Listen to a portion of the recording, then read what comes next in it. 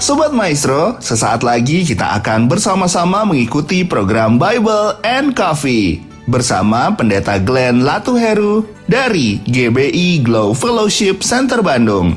Selamat mendengarkan.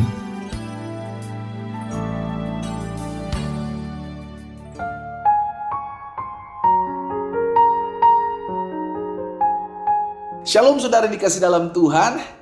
Kembali lagi saya menyapa setiap umat Tuhan dalam program Bible and Coffee. Melalui program ini saya rindu setiap umat Tuhan terus bertumbuh dan tertanam dalam kebenaran firman Tuhan.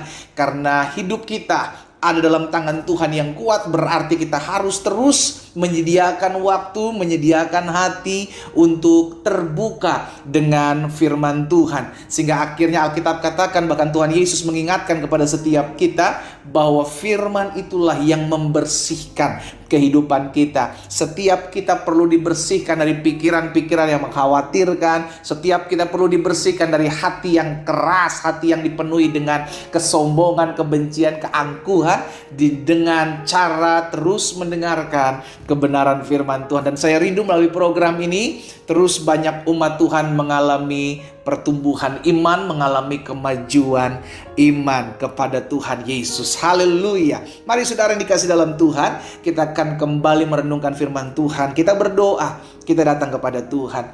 Bapa, terima kasih buat hari ini. Kami mengucap syukur buat kasih setia Tuhan, buat anugerah Tuhan dalam kehidupan kami.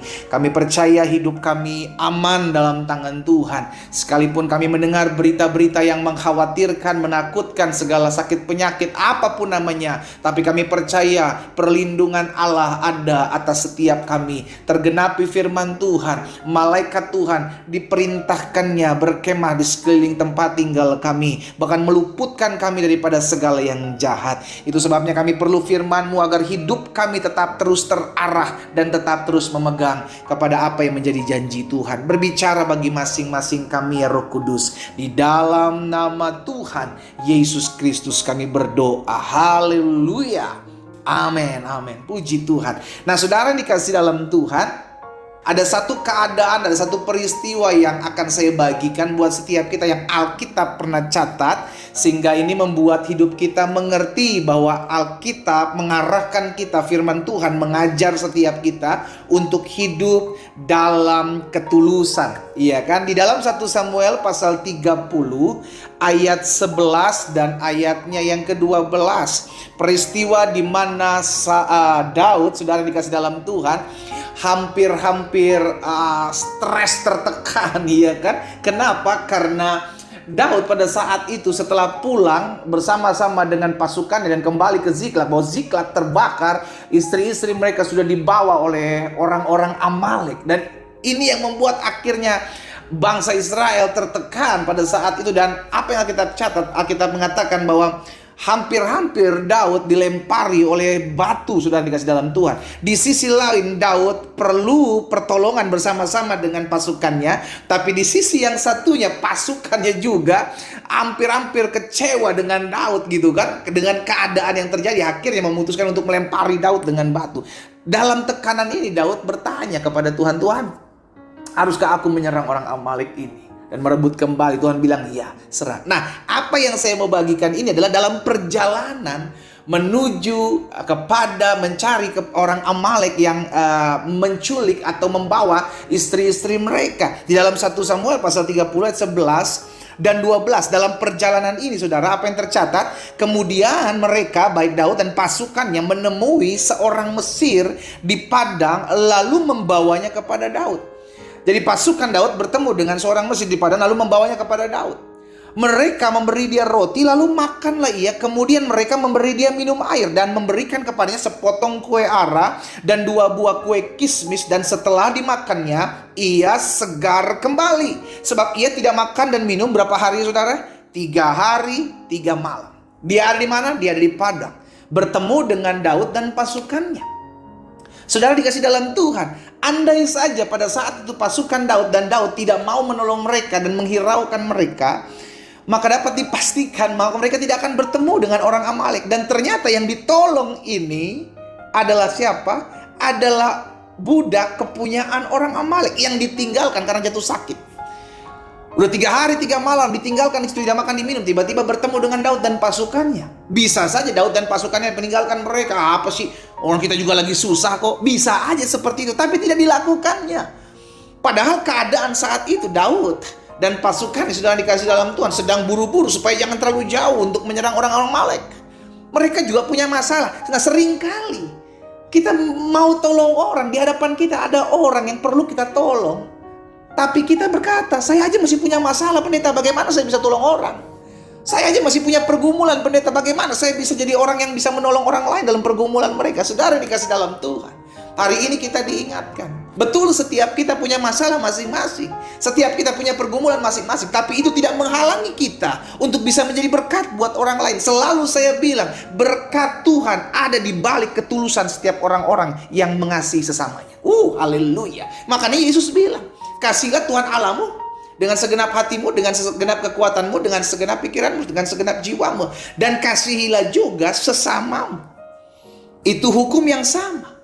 Saudara dikasih dalam Tuhan. Sehingga akhirnya kita ada dalam posisi sekalipun saya punya masalah. Tapi ini tidak menjadi alasan untuk saya tidak menolong orang lain. Masalah kita, ada Tuhan yang menyelesaikannya. Masalah kita, ada Tuhan yang menolongnya. Tapi masalah orang lain, ada kita yang dipakai Tuhan untuk menguatkan, untuk menolong, untuk mensupport orang lain. Karena itu Alkitab katakan saling bertolong-tolonganlah engkau menanggung bebanmu. Karena untuk itulah engkau dipanggil. Dengan demikian engkau memenuhi hukum Kristus. Jadi hari ini kita diingatkan, saudara dikasih dalam Tuhan. Daud dan pasukannya akhirnya bisa melihat dan menemukan jalan yang ditunjukkan oleh orang yang ditolong mereka. Ada kalanya Tuhan pakai orang-orang yang tidak pernah kita pikirkan. Ada kalanya Tuhan pakai oleh orang-orang yang tidak pernah kita bayangkan sebelumnya untuk menolong kita.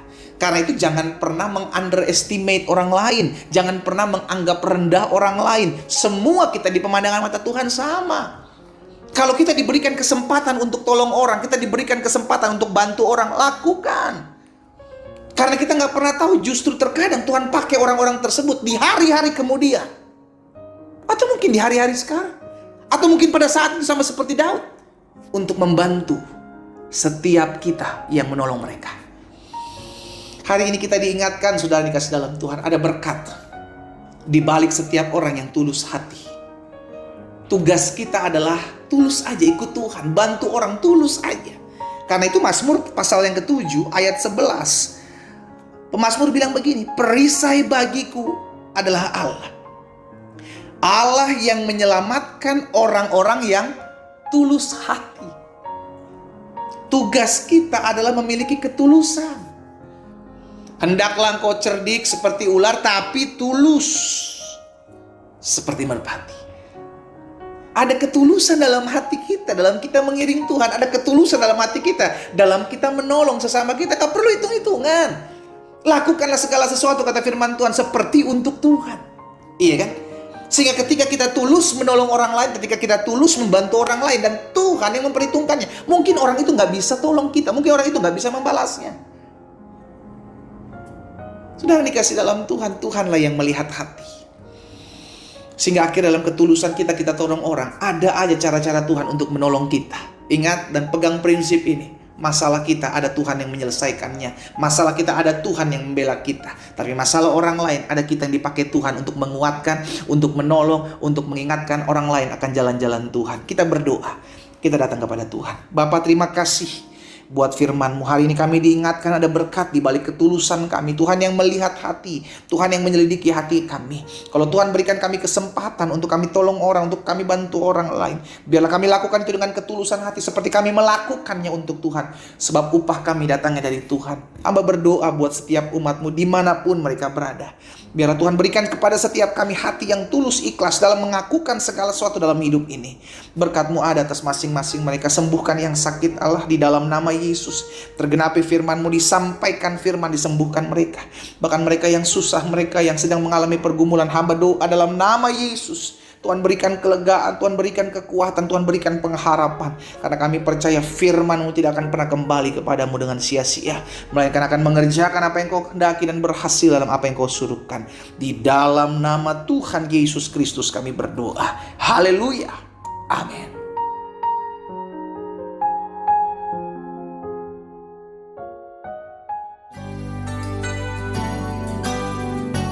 Sobat Maestro, Anda baru saja mendengarkan program Bible and Coffee bersama Pendeta Glenn Latuheru dari GBI Glow Fellowship Center Bandung. Terima kasih atas perhatian Anda. Tuhan Yesus memberkati.